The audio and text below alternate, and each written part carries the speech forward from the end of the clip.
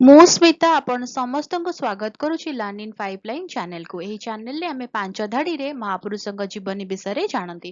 ଯେତେବେଳେ ପାଞ୍ଚ ଧାଡ଼ିରେ ଜାଣନ୍ତି ଅଧିକା ଜାଣିବାକୁ ଇଚ୍ଛା ହୁଏ।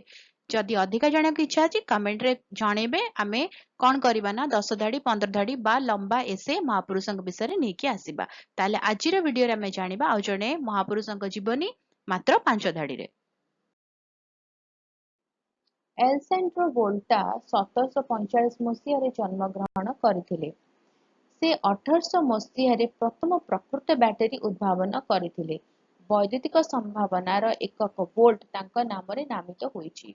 ତାଙ୍କ ଆବିଷ୍କାର ପ୍ରମାଣିତ କରିଥିଲା ଯେ ବିଦ୍ୟୁତ୍ ରାସାୟନିକ ଭାବରେ ଉତ୍ପାଦିତ ହୋଇପାରିବ। ସେ 1827 ମସିହାରେ ମୃତ୍ୟୁବରଣ କରିଥିଲେ। ରହୁଛି ଦେଖା ହବ ଆଗାମୀ ଭିଡ଼ିଓରେ। ଯଦି ଭଲ ଲାଗିଲା ଟିକେ ଲାଇକ୍ କରିଦେବେ, ଭିଡ଼ିଓକୁ ଅନ୍ୟ ସହିତ ସେୟାର କରନ୍ତୁ, ଚ୍ୟାନେଲକୁ ସବସ୍କ୍ରାଇବ କରି ବେଲ୍ ଆଇକନ୍ ପ୍ରେସ୍ କରି ଅଲ୍ ନୋଟିଫିକେସନକୁ ଅନ୍ ରଖିଥାନ୍ତୁ। ନମସ୍କାର।